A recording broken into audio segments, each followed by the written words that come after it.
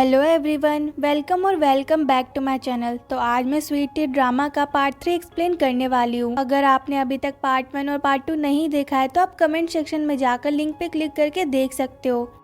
तो पार्ट 3 की शुरुआत में जिंग जेंगली को अपनी कार में बिठा लेता है। जेंगली को थोड़ा ऑकवर्ड फील हो रहा होता है, इसलिए वो रेडियो को ऑन करती है जिसमें हॉरर स्टोरी चल रही होती है, जिसे सुनकर जेंगली को डर लग रहा होता है। कुछ समय बाद जिंग को चैन का कॉल आता है। वो जिंग को बताता है कि उसके पैर में चोट लग गई है। जिंग उसे हॉस्पिटल जाने की सलाह देता है, जिसके बाद हम हॉस्पिटल में देखते हैं। इत्तेफाक से चैन इलाज कराने के लिए वो इनके पास चला जाता है। चैन इलाज कराते समय वो इनको बोल रहा होता है कि आप कितनी प्यारी हो। दूसरी तरफ डॉक्टर जिंग की कार खराब हो जाती है, जिसके बाद वो दोनों होटल चलकर जाने लगते हैं। रास्ते में जाते समय उनकी नजर सिटी लाइट पर पड़ती है, जो कि बहुत ही ज्यादा खूबसूरत लग रही होती है। जेंगली वहाँ पर पड़ी हुई बर्फ को खाने लगती है, लेकिन उसके ब्रेसेस की वजह से उसको चोट लग जाती है। जिंग टॉर्च लेकर उसके दांतों को देखने लगता है। जिंग के छूने से जेंगली को पता लगता है कि जिंग को बुखार है। के बाद वो अपना बनी हेड जिंग को पहना देती है और कहती है कि आप बहुत ज्यादा क्यूट लग रहे हो। जिसके बाद ये दोनों होटल पहुँच जाते हैं। जिंग कहता है कि मैंने तुम्हें अब यहाँ छोड़ दिया है तो मैं मेडिकल सेंटर चला जाता हूँ। जेंगली कहती है कि वो तो बहुत ही ज्यादा दूर है। जेंगली जिंग को अपना स्कार्फ और स्वेटर पहना देती है और कहती है कि आप यहीं पर रुको, मैं अभी आती हूँ। जिसके बाद वो रूम में जाती है और एक छाता, स्कार्फ और मेडिसिन लेकर वापस आती है। लेकिन जब वो वापस नीचे जाती है तो जिंग वहाँ से निकल चुका होता है। लेकिन जेंगली को जिंग की चिंता हो रही होती है, इसीलिए वो उसे बाहर ढूंढने के लिए चली जाती है और जिंग उसे मिल भी जाता है। जिंग कहता है कि तुम इतनी रात को बाहर क्या कर रही हो।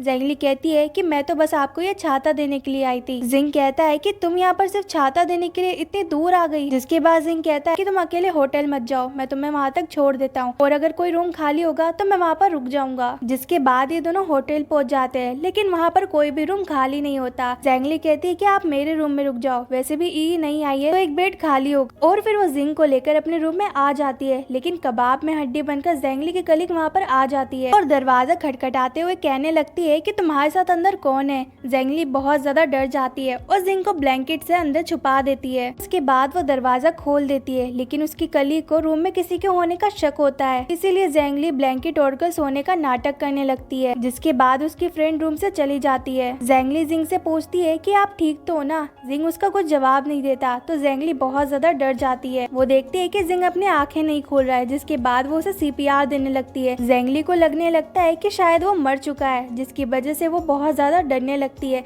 लेकिन कुछ समय बाद जिंग अपनी आंखें खोलता है, जिसके बाद जेंगली को बहुत ज्यादा तसल्ली मिलती है और फिर ये दोनों अपने अपने बेड पर सोने के लिए चले जाते हैं। जिंग उसे स्माइल करके गुड नाइट बोलता है और ये दोनों फिर सो जाते हैं। जिसके बाद हम हॉस्पिटल में देखते हैं हावरान ई से मिलने के लिए हॉस्पिटल आया होता है और वो अपने साथ कुछ खाना भी लाता है। पहले तो ई खाने से मना कर देती है, लेकिन हावरान के लंच आने पर वो खाना खाने लगती है। थोड़े समय बाद वहाँ पर डॉक्टर आते हैं और वो बताते हैं कि ई के फादर अब बिल्कुल ठीक है। ये सुनकर तो ई बहुत ज्यादा खुश हो जाती है। अगले दिन जब जेंगली सोकर उठती है तो उसे जिंग नजर आता है और फिर वो बस यही सोचने लगती है कि आखिरकार कोई इतना हैंडसम कैसे हो सकता है यार। दूसरी तरफ चैन वुइन से अपना ट्रीटमेंट करवाने के लिए वापस आता है, लेकिन वुइन इसका ट्रीटमेंट करने से मना कर देती है और वो किसी और से उसका ट्रीटमेंट करने के लिए कहती है। लेकिन चैन उससे बहुत ज्यादा रिक्वेस्ट करता है, लेकिन वुइन उसका कोई भी जवाब नहीं देती। दूसरी तरफ जेंगली जिंग को देने के लिए कुछ अंडे चुराती है और रूम की तरफ जाने लगती है, लेकिन तभी उसे एक बच्चे की रोने की आवाज आती है। जब उस आवाज को फॉलो करती है तो उसे पता लगता है कि एक बच्चा जो है गिर गया था, जिसकी वजह से उसका मुंह इंजर्ड हो चुका है। जेंगली जल्दी से जाकर डॉक्टर जिंग को बुलाकर लाती है और डॉक्टर जिंग उस बच्चे का इलाज करते हैं और वो इलाज सक्सेसफुल होता है, जिसकी वजह से डॉक्टर जिंग की बहुत ज्यादा तारीफ हो रही होती है। लेकिन जेंगली के सभी स्टाफ मेंबर को यही लग रहा होता है कि ये दोनों कपल है, क्योंकि जिंग जेंगली के रूम में रुका हुआ था। जिसके बाद जेंगली अपने फोन में देखती है ग्रुप के अंदर सारे स्टाफ मेंबर बस यही बात कर रहे होते हैं कि जिंग और जेंगली कपल है और एक कलीग तो हद ही कर देती है। वो आकर जेंगली से पूछती है कि क्या तुम दोनों फ्यूचर में शादी करने वाले हो। जिसके बाद जिंग को एक कॉल आता है और वो जेंगली को बताता है कि मेरी फैमिली यहाँ पर पहुंच चुकी है तो मुझे अब जाना होगा और वो उससे अपना कोट मांगने लगता है। अब जेंगली तो उन मैसेजेस को पढ़कर सदमे में आ गई थी, इसलिए उसे कुछ सुनाई नहीं देता। जेंगली की कलीग जेंगली को बताती है कि वो तुमसे उनका कोट मांग रहे हैं। सभी लोग ये सुनकर बस यही बोलने लगते हैं कि ये दोनों कितने ज्यादा रोमांटिक है यार। जेंगली और जिंग उन सबको समझाते भी हैं कि हम दोनों के बीच ऐसा कुछ भी नहीं, लेकिन वो लोग उन दोनों की बातें बिल्कुल भी नहीं मानते। अगले सीन में हम ई को देखते हैं जो कि टेम्पल जाने के लिए लाइन में लगी हुई होती है। उसका नंबर आने पर उसे पता लगता है कि वो लोग सिर्फ कैश ही लेते हैं, लेकिन ई के पास कैश नहीं होता। लेकिन तभी उसके पीछे वाला लड़का ई के टिकट के पैसे दे देता है। ई जब उस लड़के को पहली बार देखती है तो वो तो उस पर फिदा ही हो जाती है, और तो और उसे पहली नजर वाला प्यार भी हो जाता है। और फिर वो टेम्पल जाकर अपने और ज़ेंगली के लिए और वुइन के लिए प्रे करने लगती है, और साथ ही वो प्रे करती है कि प्लीज इस बारी मुझे अच्छा बॉयफ्रेंड दे देना। जिसके बाद वो वहाँ से जाने लगती है, लेकिन उसका बेज वहीं पर गिर जाता है और वो टिकट लाइन वाला लड़का उस पेज को उठाता है और ई को वो बेच देने के लिए वापस आता है। ई जब उस लड़के को वापस देखती है तो वो बस यही सोचने लगती है कि भगवान ने मेरी इतनी जल्दी सुन ली। दूसरी तरफ जिंग और ज़ेंगली होटल से जा रहे होते हैं। तब जिंग ज़ेंगली से कहता है कि तुम्हारी कलीग बता रही थी कि तुमने आज तक कभी किसी को डेट नहीं किया,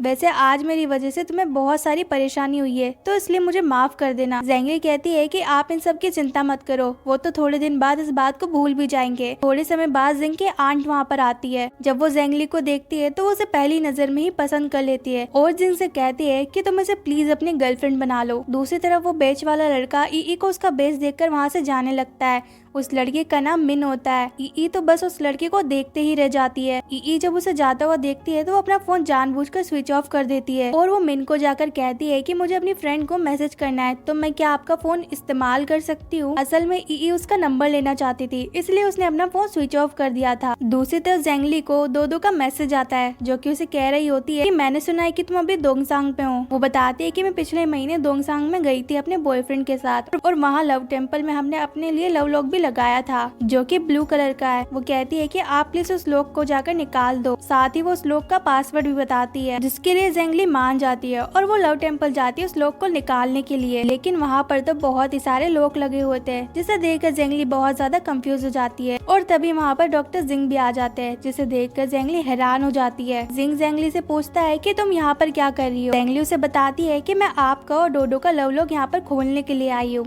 आप जल्दी से मुझे बताओ कि आपका लव लॉक कौन सा है, क्योंकि मैं यहाँ पर बहुत ज्यादा कंफ्यूज हो गई हूँ। जिंगो से कुछ नहीं बोलता। लव लॉक ढूंढने में ज़ेंगली की मदद करने लगता है। काफी टाइम ढूंढने के बाद ज़ेंगली को डोडो का लव लॉक मिल जाता है, पर वहाँ पर डोडो के नाम के साथ किसी और लड़के का नाम लिखा हुआ होता है। जिंगो से बताता है कि डोडो मेरी गर्लफ्रेंड नहीं है, बल्कि वो मेरे जूनियर कलीग की गर्लफ्रेंड थी। ये सुनकर तो ज़ेंगली बहुत ज्यादा एम्बेरस फील कर रही होती है और उसे हाथ जोड़कर माफी मांगने लगती है। साथ ही ज़ेंगली की सारी मिसअंडरस्टैंडिंग भी खत्म हो चुकी होती है और फिर ये दोनों यहाँ से सनसेट देखने के लिए जाते हैं। ज़ेंगली चलते चलते बहुत ज्यादा थक चुकी होती है, इसलिए जिंग उसका हाथ पकड़कर उसे वहाँ तक लेकर जाता है और फिर ये दोनों मिलकर सनसेट का नजारा देख। जिसके बाद ज़ेंगली अपने होटल रूम में जाती है और वहाँ पर जाकर बेड पर लेट जाती है। लेकिन तभी वो ई को देखती है जिसने ब्लैक फेस मास्क लगाया हुआ था और वो डर जाती है। और उसके बाद ई ज़ेंगली का फोन लेकर मिन का नंबर लेने लग जाती है और उसका नंबर वेचेट पर सर्च करती है और उसे पता लगता है कि इसका नाम मिन है। साथ में ई कहती है कि मैंने यहाँ के स्टाफ से सुना तुम और डॉक्टर जिंग एक ही कमरे में सोए थे, और फिर वो ज़ेंगली को छेड़ने लगती है। ज़ेंगली तो शर्मा जाती। ज़ेंगली बताती है कि दो का बॉयफ्रेंड कोई और है, डॉक्टर जिंग नहीं। ये सुनकर कहती है कि फिर तो और भी अच्छा हो गया तुम्हारे लिए, अब तो तुम उसे बॉयफ्रेंड बना सकती हो, अब तुम्हें जाकर डॉक्टर जिंग को प्रपोज कर देना चाहिए। लेकिन ज़ेंगली उसकी बातों पर ध्यान नहीं देती। अगले सीन में हम डॉक्टर जिंग की फैमिली को देखते हैं जो कि ज़ेंगली के बारे में बातें कर रहे होते हैं। जिंग से बार बार ज़ेंगली के बारे में पूछे जा रहे होते हैं। जिंग कहता है कि वो बस मेरी पेशेंट है, उसके अलावा हमारा कोई रिश्ता नहीं है, और फिर उनकी बातों को इग्नोर करके वहाँ से चला जाता है। अगले दिन जिंग लाइब्रेरी जाता है, लेकिन ज़ेंगली की कलीग उसे बताती है कि ज़ेंगली आज यहाँ पर नहीं आई है। जिंग ज़ेंगली के कलीग से घुमा फिरा कर पूछने लगता है कि वो कहाँ पर गई है। कि कलीग उसे बताती है कि ज़ेंगली की मॉम ने उसके लिए ब्लाइंड डेट फिक्स की थी, इसीलिए वो आज नहीं आई है। साथ ही वो उसे जगह और टाइम भी बता देती है।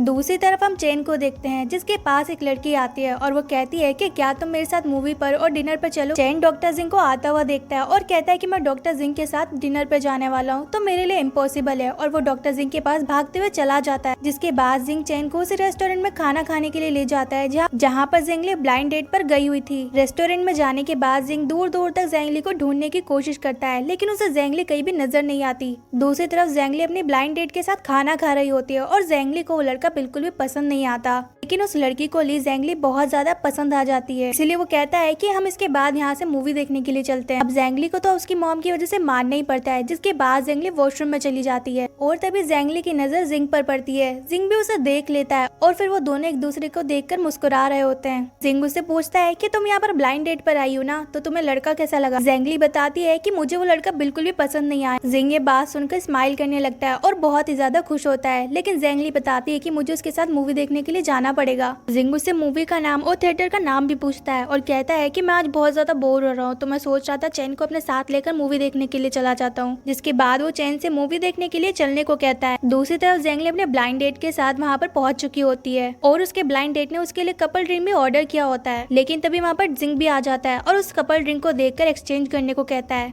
साथ ही वो कहता है कि मैं अपने स्टूडेंट के साथ यहाँ पर मूवी देखने के लिए आया हूँ, शायद हम सबको एक साथ मूवी देखनी चाहिए। और फिर जिंग सबके लिए अलग अलग ड्रिंक ऑर्डर करता है और पेमेंट करने लगता है, लेकिन जिंग कैश में पेमेंट करने लगता है और जेंगली का ब्लाइंड डेट ऑनलाइन पे करने के लिए अपना फोन आगे करता है। वहाँ की लेडी ऑनलाइन पेमेंट को चूज करती है क्योंकि वो ज्यादा आसान हो। जिसके बाद जिंग उस कपल ड्रिंक को जेंगली को पकड़ा देता है और फिर ये चारों थिएटर में पहुंच जाते हैं। जेंगली की ब्लाइंड डेट और जिंग के आपस में ये लड़ाई चल रही हो। थोड़े समय बाद जेंगली को ठंड लगने लगती है, इसलिए जेंगली का ब्लाइंड डेट उसे कोट उतार कर देता है। जिंग को ये देखकर बहुत ज्यादा गुस्सा आ रहा होता है और चैन भी समझ चुका होता है कि जिंग जेंगली को लाइक करता है और इसीलिए वो अपने पैरों से ब्लाइंड डेट का कोट नीचे गिरा देता है और उसे गंदा कर देता है और कहता है कि ये तो अब गंदा हो चुका है, तो जेंगली को ये नहीं ओढ़ना चाहिए। जिसके बाद जिंग अपना कोट उतारता है और जेंगली को दे देता है। अब चैन जिंग से अपनी सीट एक्सचेंज कर लेता है ताकि वो जेंगली से बात कर सके और ये दोनों आपस में बात करने लगते हैं। जेंगली भी जिंग के साथ बैठकर काफी एंजॉय कर रही होती है और ये दोनों काफी सारी बातें करने लगते हैं। थिएटर से बाहर निकलने के बाद जेंगली समझ जाती है कि इन दोनों की मुझे छोड़ने को लेकर लड़ाई होने वाली है, इसलिए जेंगली बहाना मारते हुए कहती है कि मुझे अपने फ्रेंड से मिलने के लिए जाना है, इसलिए वो वहाँ से निकलने लगती है। चैन भी कहता है कि मुझे वुइन से मिलने के लिए जाना है, तो मैं यहाँ से निकलता हूँ और इतना कह के वो वहाँ से जाने लगता है। जिसके बाद हम देखते हैं कि जिंग अपनी कार में जब जा रहा होता है तो उसे जेंगली नजर आती है। वो कार रोककर जेंगली से पूछता है कि तुम तो अपनी फ्रेंड से मिलने के लिए जाने वाली थी ना। जिंग जेंगली से कहता है कि चलो मैं तुम्हें अपने घर पर छोड़ देता हूँ। दूसरी तरफ हम चैन को देखते हैं जो कि वुइन के आने का वेट कर रहा होता है। वुइन के आने के बाद वो वुइन के पास जाता है और उसे डिनर पर आने के लिए इनवाइट करता है, लेकिन वुइन उसे मना कर देती है। लेकिन इतना ज्यादा रिक्वेस्ट करने के बाद वुइन कहती है कि मेरी एक शर्त है, तभी मैं तुम्हारे साथ चलूंगी। चैन उससे पूछता है कि मुझे तुम्हारी सारी शर्तें मंजूर है। वुइन कहती है कि तुम्हें मेरी पसंद का खाना खाना पड़ेगा। चैन इसके लिए फटाफट मान जाता है और अगले सीन में हम इन्हें खाना खाते हुए देखते हैं। चैन तो वुइन की पसंद को देखकर काफी ज्यादा शौक में होता है। वुइन उसे कहती है कि मैंने तो तुम्हें पहले ही कहा था कि तुम्हें मेरी पसंद का खाना खाना पड़ेगा। और फिर तभी वहाँ पर वही लड़की अपने दोस्तों के साथ आती है जिसने चैन को डिनर पे इनवाइट किया था। जब वो चैन को देखती है तो वो चैन के पास जाती है और उसे कहती है कि क्या मैं तुम्हारे साथ बैठकर यहाँ पर खाना खा सकती हूँ। चैन उसे कहता है कि हम अगली बार कहीं और डिनर करेंगे और वो उसे इतना कहकर वहाँ से जाने को कहता है। वो उसे कहती है कि शायद ये लड़की तुम्हें पसंद करती है, लेकिन चैन उसे कहता है कि मैं उस लड़की को पसंद नहीं करता, मैं तो आपको पसंद करता हूँ। वो कहती है कि तुम्हें कोई शर्म है या नहीं, तुमने तो मुझे डायरेक्ट ही प्रपोज कर दिया और वैसे भी तुमने ऐसा सोच भी कैसे लिया, हमारी उम्र में कितना गैप है, मैं तुमसे 6 साल बड़ी हूँ। चैन उसे कहता है कि तुम मुझे बहुत ज्यादा पसंद हो, इसलिए मैं तुम्हारी हाँ का जरूर इंतजार करूंगा। दूसरी तरफ कार में जेंगली को बहुत ज्यादा भूख लग रही होती है, इसलिए जिंग उसे नूडल्स खिलाने के लिए बाहर ले जाता है। वहाँ पर नूडल्स खाते हुए जेंगली कहती है कि मैंने आपका नंबर वीचैट पे सर्च करा और मुझे पता लगा कि आप वीचैट नहीं चलाते। जिंग कहता है कि मेरी लाइफ बहुत ज्यादा सिंपल है और मैं सिंपल रहना ही पसंद करता हूँ, लेकिन तुम चाहो तो मेरा वीचैट अकाउंट बनाने में मेरी मदद कर सकती हो। और फिर वो जेंगली को अपना फोन दे देता है। जेंगली जिंग का वीचैट अकाउंट बनाने लगती है, लेकिन प्रोफाइल पिक्चर के लिए जिंग के पास एक भी अच्छा फोटो नहीं होता। जेंगली उसे कहती है कि मैं आपकी फोटो लेती हूँ और जिसके बाद जिंग दूर चला जाता है। जेंगली उसे पुकारती है और जिंग के पीछे पलटने पर जेंगली उसका फोटो ले लेती है। दूसरी तरफ ई हावरान से बात कर रही होती है और कहती है कि उस लड़की ने तो मेरे मैसेज का रिप्लाई नहीं किया। हावरान कहता है कि देखो तुम इन चीजों में मुझे परेशान मत करो, मैं अभी अपना नेक्स्ट टारगेट ढूंढ रहा हूँ। अब यहाँ पर टारगेट का मतलब लड़की से होता है क्योंकि हावरान प्लेबॉय टाइप का लड़का। अब ये सुनकर तो ई कहती है कि सबके सब अपने काम में बिजी रहते हैं। वो इन अपने काम में बिजी रहती है। जेंगली और डॉक्टर जिंग अब साथ होने वाले हैं, तो मैं किससे बात करूँ। लेकिन हावरा को जिंग और जेंगली के बारे में पता लगता है तो वो सीधा जेंगली के घर पहुंच जाता है और जेंगली के आने का इंतजार करने लगता है।